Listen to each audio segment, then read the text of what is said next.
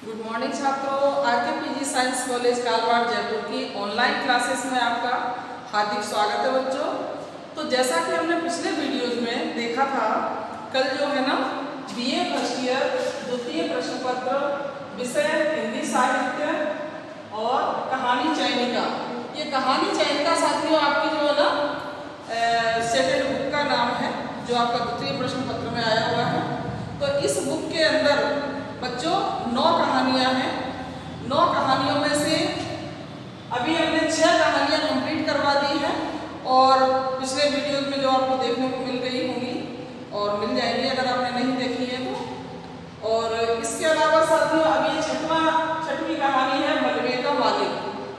इसका भी साथियों पिछले वीडियोज में हमने पूरा परिचय करवा दिया है इस कहानी से आपको, इनके पात्रों से और लेखक के जीवन परिचय से, उनकी रचनाओं से, जो प्रमुख रचनाएं हैं लेखक की उनसे सभी से अवगत करवा दिया है पहले ही क्वेश्चन में।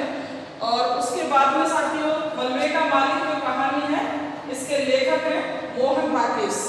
साथियों इनका मोहन राकेश जो नाम है वो वास्तविक नाम नहीं है, देखा जाए तो वास्तविक नाम इनका मदन मोहन गुगलानी था, या इनका उपनाम है, वास्तविक नाम इनका मदन मोहन गुगलानी था, लिखा हुआ है देखो। तो साथियों देखेंगे ये जो कहानी है ये किस पर आधारित है, किस समय की कहानी है देखेंगे आप। तो भारत पाक विभाजन के समय की सामाजिक संघर्ष की कहानी है साथियों। भारत पाक विभाजन जब हुआ था तो उस समय कितने दंगे हुए थे, कितना मारकाट हुई थी, कितनी आगजनी फैली थी। तो साथियों उसी सारी घटना का विवरण इस कहानी में दिया गया है। लेखक ने बहुत ही शानदार चित्रण किया है, श्रेष्ठ कहानी है ये उस समय की। तो साथियों भारत पाक विभाजन के समय हिंदू और मुस्लिम में बहुत ज़्यादा मतभेद हो गया था और यहाँ तक कि मारकाट आगजनी और सभी तरह की ये परिस्थितियाँ उत्पन्न हो गई थी, त्रासदी उत्पन्न हो गई थी। तो उसी त्रासदी की भयंकर जो त्रासदी थी उस समय की, भारत पाक विभाजन के समय की, तो उस त्रासदी को ही साथियों सामाजिक संघर्ष के नाम से लेखक ने इसमें जो नाम दिया है वो है सामाजिक संघर्ष की कहानी। यानी भारत पाक विभाजन के समय जो संघर्ष किया था लोगों ने, जिस संघर्ष से वो रूबरू हुए थे, जिस त्रासदी से वो गुजरे थे, उसी समय की पूरी घटना का इसमें विवरण किया गया है, चित्रण किया गया है कहानी में। तो आगे आप देखेंगे जैसा कि मैंने अभी आपको बताया है कि पिछले वीडियोज में आपको फर्स्ट क्वेश्चन लेखक का परिचय, उसकी प्रमुख रचनाएं, पात्रों के नाम, पात्रों के चित्रण, ये सभी चीज़ें आपको अध्ययन करवा दी गई है पिछले वीडियोज में। अब हम चलते हैं आगे। तो आगे हम क्वेश्चन दूसरा देखेंगे। दूसरे क्वेश्चन में लेखक ने आपको क्या पूछा है साथियों देखेंगे, अभी इसकी भी चर्चा करते हैं आपसे। तो दूसरा क्वेश्चन है आपका क्वेश्चन नंबर 2, यानी प्रश्न 2।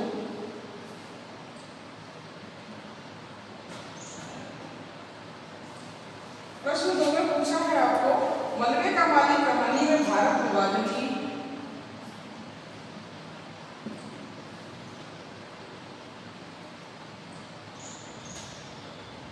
मलबे का मालिक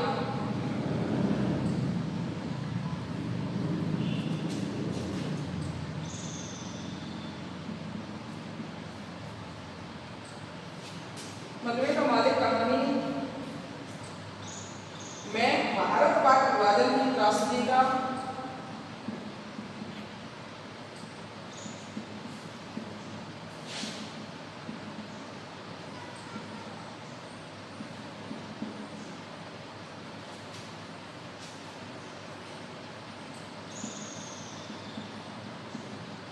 विभाजन त्रासदी का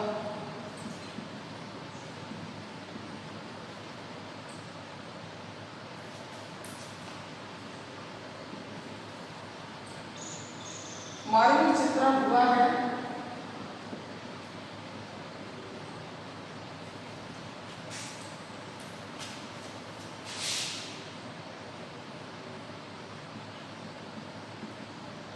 मार्मिक चित्रण हुआ है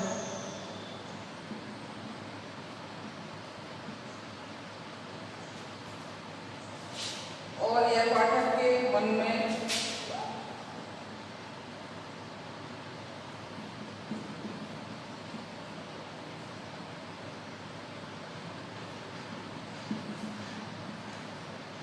पाठक के मन में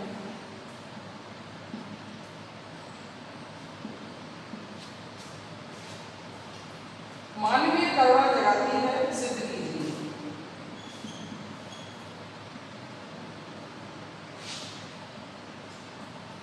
मानवीय करुणा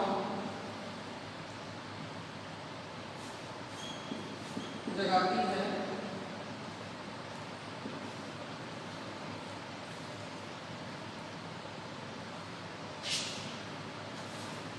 सिद्ध कीजिए।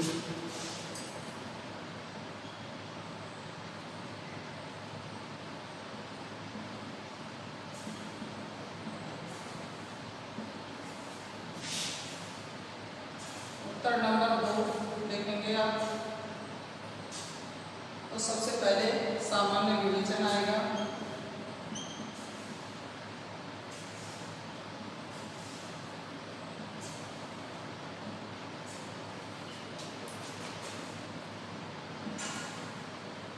तो साथियों अक्सर देखा गया है किसी प्रश्न को शुरू करने से पहले उसके आंसर में सबसे पहले सामान्य विवेचन आता है साथियों, और उसके बाद में अदर पॉइंट आपके आते हैं, एक्स्ट्रा पॉइंट अलग से जो होते हैं वो अलग से आते हैं। तो अब दूसरा पॉइंट पे चलते हैं, भारत विभाजन की त्रासदी।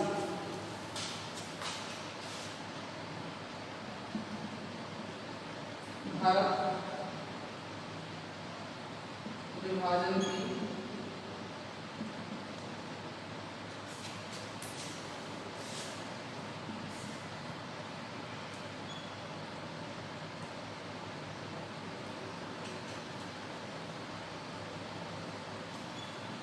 त्रासदी।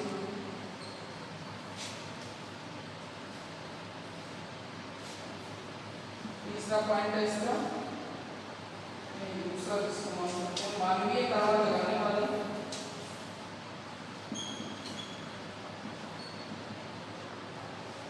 मानवीय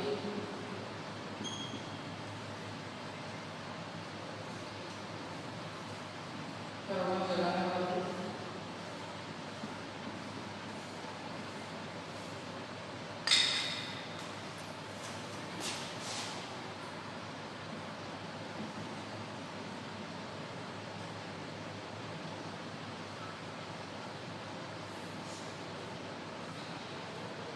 साथियों तीसरा पॉइंट है इसका, आत्मीयता का संदेश।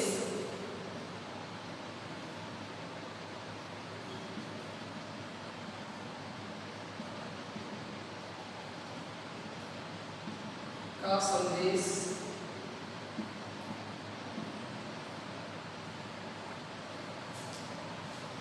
और उसके बाद में चलते हैं बच्चों आत्मीयता के संदेश के बाद में निष्कर्ष।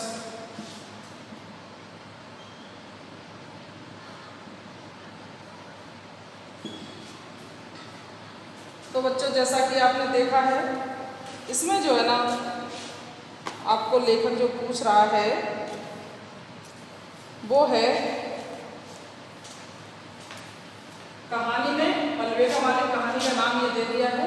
कहानी में भारत पाक विभाजन, यानी जब इन दोनों को बांटा गया था भारत और पाकिस्तान को, तो भारत पाक विभाजन त्रासदी का उस समय जो घटनाएं घटित हुई थी, जो त्रासदी हुई थी उसी का मार्मिक चित्रण, त्रासदी का मार्मिक चित्रण पूछा है आपसे। और पाठक के मन में मानवीय करुणा जगाती है। क्या वो मानवीय करुणा है? तो पाठक के मन में पढ़ने के बाद में मानवीय करुणा जगाती है ये कहानी। तो साथियों इसको सिद्ध करना है, ठीक है। तो सिद्ध करने के हिसाब से देखेंगे, सबसे पहले आंसर में चलते हैं सामान्य विवेचन में। तो सामान्य विवेचन से साथियों आपके समझ में आ जाएगा कि इस प्रश्न के अंदर क्या है, आंसर में क्या भावार्थ दिया गया है, क्या सारांश इसका रहा है। तो हम सामान्य विवेचन में समझेंगे सबसे पहले। तो बच्चों हम देखेंगे कि मोहन राकेश एक प्रसिद्ध कहानीकार हैं। उनकी अपनी कहानियों में जीवन की विषमताएं, सामाजिक यथार्थ, खोखली नैतिकता के विरुद्ध स्वर और कहानी संबंधी रूढ़ियों के प्रति विद्रोह के भाव स्पष्ट दिखाई देते हैं साथियों। तो उनकी कहानियाँ मानवीय संवेदना उभारने वाली हैं। मलबे का मालिक, जो कि आपकी कहानी का नाम है बच्चों, मलबे का मालिक कहानी देश विभाजन की त्रासदी को नई दृष्टि से प्रस्तुत करती है तथा यह संदेश देती है कि विभाजन के समय जो कुछ भी अशोभनीय, अमानवीय हो चुका वह तो हो ही गया, लेकिन अब उसी को लेकर हमें कटुता नहीं रखनी चाहिए। ये इस कहानी का उद्देश्य है, क्योंकि हमें पहले की सभी बातें भूलकर या भुलाकर वापस हमें भाईचारे की भावना के साथ एक साथ सौहार्द से रहना चाहिए। क्योंकि हम बार बार उसी घटना को यदि याद करेंगे तो साथियों जीवन में कभी भी आगे नहीं बढ़ पाएंगे, कभी भी उन्नति नहीं कर पाएंगे। तो हमेशा सारे जीवन एक ही बात को अगर लेके बैठे रहें तो समस्याएं बहुत ज़्यादा हो जाती हैं। तो साथियों लेखक ने यही समझाने का प्रयास किया है इस कहानी के माध्यम से कि जो घटनाएं उस समय घटित हुई, भारत पाक विभाजन की त्रासदी के समय हिंदू मुस्लिम में जो मतभेद हुए, जो झगड़े हुए, जो उनके बीच संघर्ष हुआ, जो मारकाट हुई, जो आगजनी हुई, जो भी है, जो परिस्थितियां उत्पन्न हुई, उन परिस्थितियों को अब हमें भुला देना ही अच्छा है। क्योंकि उन सभी को भुलाने के बाद में ही हम भाईचारे के साथ एक साथ जी सकते हैं। वरना अगर हम इन चीज़ों को याद रहेंगे तो हमारे पीढ़ी दर पीढ़ी ये अशोभनीय, अमानवीय कृत्य होता रहेगा और हम कभी भी चैन से नहीं रह पाएंगे। तो हमें कटुता को छोड़ करके प्रेम से, सौहार्द की भावना से रहना चाहिए। ये लेखक ने इस कहानी के माध्यम से संदेश दिया है साथियों। और अब हम चलेंगे आपके पॉइंट नंबर 1 पर। पॉइंट नंबर आपका है साथियों, पॉइंट नंबर 1, भारत विभाजन की त्रासदी। भारत विभाजन के समय क्या त्रासदी थी साथियों, देखेंगे, आप समझेंगे। जैसा कि हमने पिछले क्वेश्चन में, पहले क्वेश्चन में भी समझा दिया है, समझ लेंगे, आप देख लेंगे, पिछले वीडियोज में भी अध्ययन कर लेंगे साथियों। तो देखें, देश विभाजन भारत के इतिहास की एक दुखद घटना है साथियों। उसे लेकर अनेक साहित्यकारों ने कहानियाँ, उपन्यास, एकांकी आदि लिखे हैं। मोहन राकेश ने भी मलबे का मालिक कहानी में उसका अपने ढंग से वर्णन किया है और यह वर्णन बड़ा ही मार्मिक बन पड़ा है साथियों। विभाजन के समय भारत के जिन निवासियों को पाकिस्तान जाना पड़ा था, उन्हें अपनी जन्मभूमि की याद सताती थी। कोई मौका मिलते ही वे अपनी मातृभूमि के दर्शन के लिए लालायत हो उठते थे। तो साथियों, जैसा कि पिछली बार भी हमने चर्चा की है इस पॉइंट की, तो हॉकी का मैच देखने का तो बहाना ही था। उन्हें ज़्यादा चाव उन घरों और बाज़ारों को देखने से था जो 7.5 वर्ष पहले उनके लिए पराये हो गए थे। यानी 7.5 वर्ष हो चुके हैं उस त्रासदी को घटे हुए। और उस समय जो वहाँ के पाकिस्तान के जो मुस्लिम थे, लाहौर में आ गए थे वापस। वो क्या देखने आए थे कि वो पहले वाले मकान, घर, वो बाजार यानी मार्केट और पहले की जो चीज़ें थी वो कैसी हैं। उनके मन में अपने जन्मभूमि के प्रति बच्चों एक लालायत थे वो सब, क्योंकि वो सब वापस अपनी जन्मभूमि को देखना चाहते थे। तो उन्हें तो कोई बहाना चाहिए था यहाँ वापस आने का। तो वापस आके उन्होंने देखा और उसी समय की घटना है साथियों। तो जैसे कि 7.5 वर्ष बाद, यानी 7.5 वर्ष हो चुके थे उस घटना को घटित हुए, तो उन्हें जो घर उनके पराये हो गए थे उनको देखना था। जब वे अमृतसर में घूम घूमकर परिचित स्थानों को देख रहे थे, तब उन्हें कुछ मकान जले हुए दिखाई पड़े। उन्हें देखकर उन्हें बहुत दुख हुआ। उनके मुंह से आश्चर्य मिश्रित दुख से निकल पड़ा, क्या इस तरफ के सब मकान जल गए थे? यहाँ हकीम आसिफ अली की दुकान थी ना?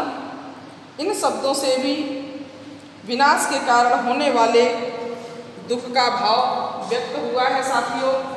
तो जैसा कि आप समझ सकते हैं, किसी भी त्रासदी को लेकर के, किसी त्रासदी की जब बात की जाती है तो साथियों, जैसा कि उसने कहा यहाँ सलीम की दुकान थी, यानी थी मतलब पहले थी, अब जल चुकी है, खत्म हो चुकी है।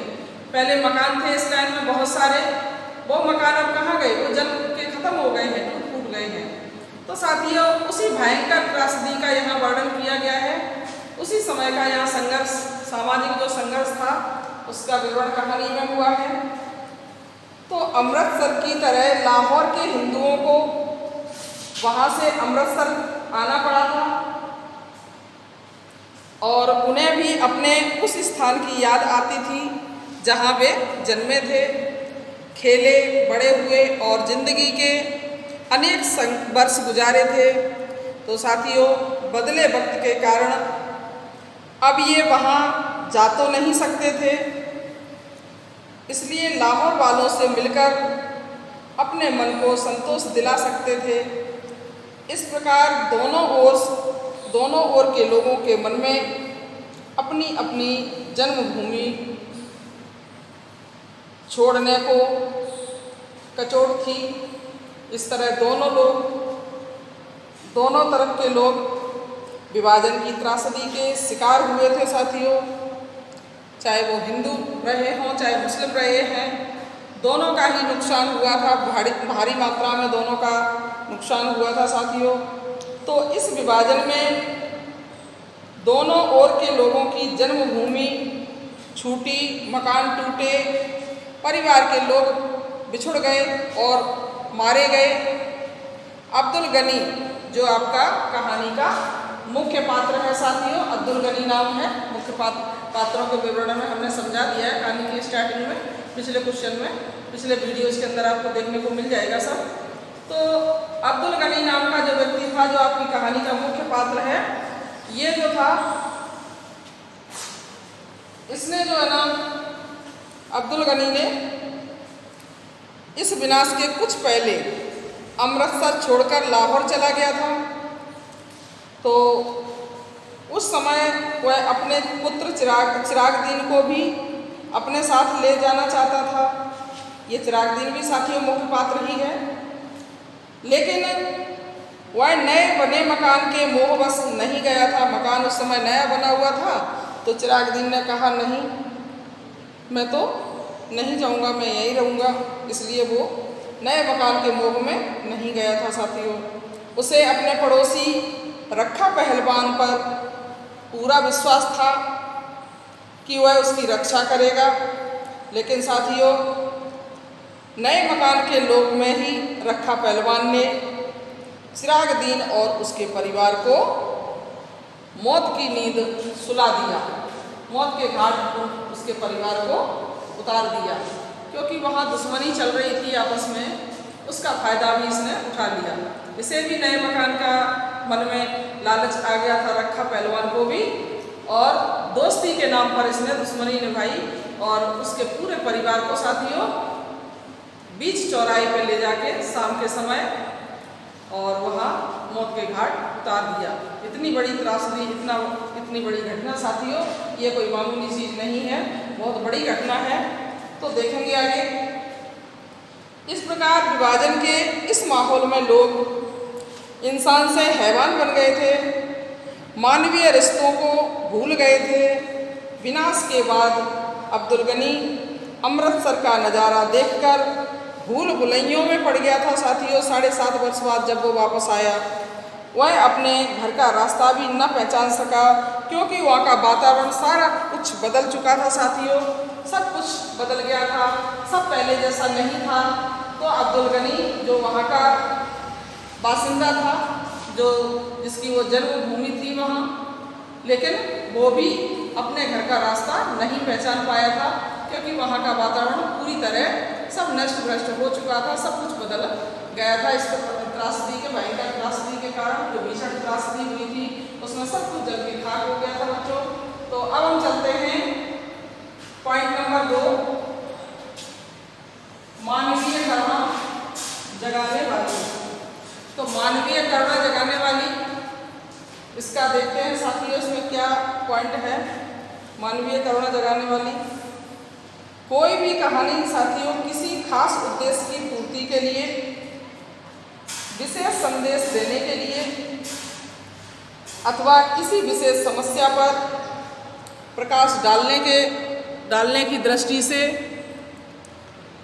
लिखी जाती है। मलबे का मालिक कहानी का भी अपना उद्देश्य है साथियों। यह कहानी का शीर्षक भी उसी के अनुरूप है। देश विभाजन के समय बहुत बड़ी संख्या में लोग मारे गए, अपने परिवारजनों से बिछुड़ गए, अनेक मकान आग की लपटों में जलकर मलबे में बदल गए। कैसी त्रासदी थी साथियों, और उस त्रासदी का वर्णन कर किसके मन में अपने बिछुड़े जनों के प्रति करुणा का भाव न उमड़ेगा। यह कहानी पाठकों के मन में करुणा का भाव जगाने वाली और उनके हृदय को छू लेने वाली है साथियों। हॉकी का मैच तो बहाना था।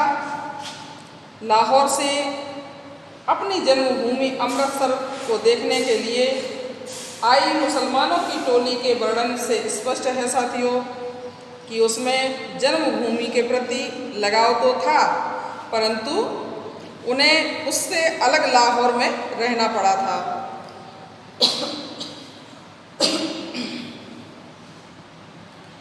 यह भी करुणा उत्पन्न करने वाली स्थिति थी साथियों। उधर जो हिंदू लाहौर से भागकर अमृतसर आए थे, वे वहाँ से आए लोगों से इस तरह से पूछ रहे थे जैसे लाहौर हजारों लोगों का सगा संबंधी हो। उन्हें लाहौर की टोली की खातिरदारी करने में बड़ा सुख मिल रहा था और वह दृश्य भी बड़ा करुणाजनक था साथियों। जैसा कि हम सब जानते हैं, जब हम किसी प्रिय चीज़ से बिछुड़ जाते हैं और ज़्यादा लंबे समय बाद हम उस चीज़ को वापस मिलते हैं, तो साथियों हमारे अंदर वो प्रेम, वो करुणा, वो सौहार्द, ये सारी चीज़ें उमड़कर एक साथ हमारे अंदर उत्पन्न हो जाती हैं और हम उन्हीं चीज़ों के वशीभूत होकर के मानवीय करुणा से भर जाते हैं। हमारे अंदर करुणा का भाव जाग जाता है। उसी परिस्थिति का साथियों लेखक ने परिचय दिया है यहाँ। और अमृतसर के बाजार बासा के विनाश का जो दृश्य कहानी में चित्रित किया गया है साथियों, वह करुणोत्पादक है। उस बाजार के निचले तबके के भारत विभाजन पूर्व के मुसलमानों की सारी दुकानें, बांसों और सहतीरों की दुकानें जलकर राख हो गई थी। अभी तक बासा बाजार की वह चहल पहल नहीं लौट पाई थी बच्चों, जो महाभारत, जो विभाजन के समय अमृतसर के बाजार बासा के विनाश का जो दृश्य कहानी में चित्रित किया गया है साथियों, वह बहुत ही करुणोत्पादक है। जैसा कि अभी बताया था आपको, सारी दुकानें बासा की जलकर राख हो गई थी। अभी तक बासा बाजार की वह चहल पहल वापस नहीं लौटी थी और बासा बाजार की वह चहल पहल साथियों नहीं लौट पाई थी, जो विभाजन के पहले रहा करती थी।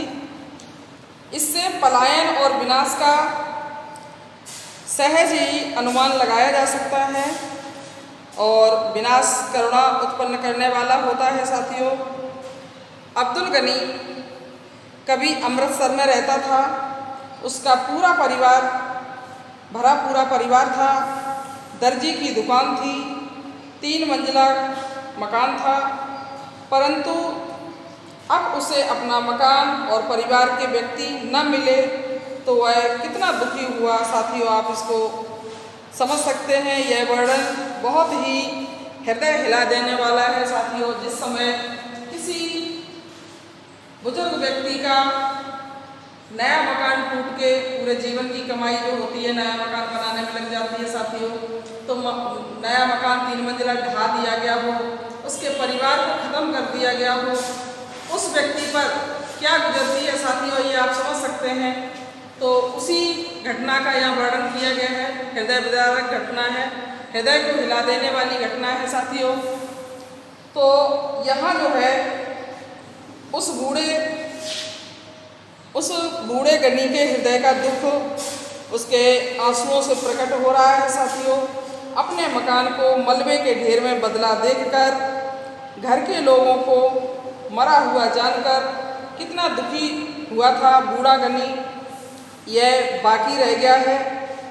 यह उसके मुंह से बिलखने की सी आवाज़ निकली।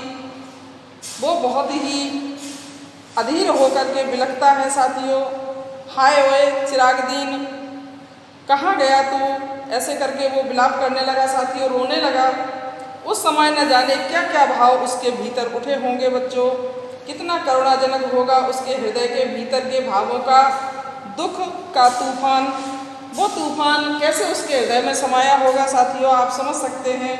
यह वर्णन बहुत ही अत्यंत करुणाजनक है। साथियों, तो इतनी करुणा के साथ ये दूसरा पॉइंट आपका मानवीय करुणा जगाने वाला था। साथियों, तो आप समझ गए होंगे कि आपके मन में भी किस तरह की बेचैनी इस भयंकर त्रासदी की घटना को सुनकर हो रही है। गनी के परिवार को खत्म कर दिया गया, मकान को ढा दिया गया, मलबे का ढेर हो गया मकान। तो उसकी जो करुणाजनक हालत थी, जो हृदय को हिला देने वाली उसकी हालत थी, वो आप समझ सकते हैं। बुजुर्ग व्यक्ति बेचारा दहाड़े मार मार के रोने लग गया, व्याकुल होने लग गया। विशाल तूफान दुख का उसके हृदय में उठ रहा था। वो किस प्रकार अपने हृदय को संभाल पाया होगा। साथियों, आप समझ सकते हैं। आगे हम बात करते हैं पॉइंट नंबर 3 की, आत्मीयता का संदेश। तो आत्मीयता का क्या संदेश था साथियों, आगे हम देखेंगे। आत्मीयता का संदेश पर चर्चा करेंगे। तो साथियों, इस सारे विनाश के बाद भी कहानी में प्रतिहिंसा, प्रतिशोध तथा शत्रुता का भाव जगाने वाला वर्णन नहीं किया गया है। साथियों, कहानीकार ने प्रयत्न किया है कि जो कुछ गलती की गई उसके लिए प्रायश्चित किया जाए और अब दूसरी गलती शत्रुता अपनाने की न की जाए। तभी तो गनी द्वारा उस रखा पहलवान के प्रति भी प्रेम का भाव, आत्मीयता का भाव व्यक्त कराया गया है। साथियों, गनी जो आपका अब्दुल गनी जो मुख्य पात्र है उसके द्वारा, जिसने उसके पुत्र को परिवार सहित मौत की गोद में सुला दिया था। साथियों, उसने रखा पहलवान से कहा था, तुम लोग उसके पास थे, सब में भाई भाई की सी मोहब्बत थी। अगर वह चाहता तो तुम में से किसी के घर में नहीं छिप सकता था क्या? रखे, उसे तेरा बड़ा भरोसा था और मैंने आकर तुम लोगों को देख लिया, सो समझूंगा कि चिराग को देख लिया। देखा अब्दुल गनी कितना अधीर हो रहा है, कितनी आत्मीयता, कितनी करुणा दिखा रहा है। साथियों, अब्दुल गनी के माध्यम से लेखक ने कितना प्रेम और करुणा दिखाई है कि अब्दुल गनी कह रहा है कि हे रखे, तुम पर उसका बहुत ही भरोसा था, किसका? चिरागदीन का। क्या वो तुम्हारे घर में जाके नहीं छुप सकता था ऐसी भयंकर त्रासदी से बचने के लिए?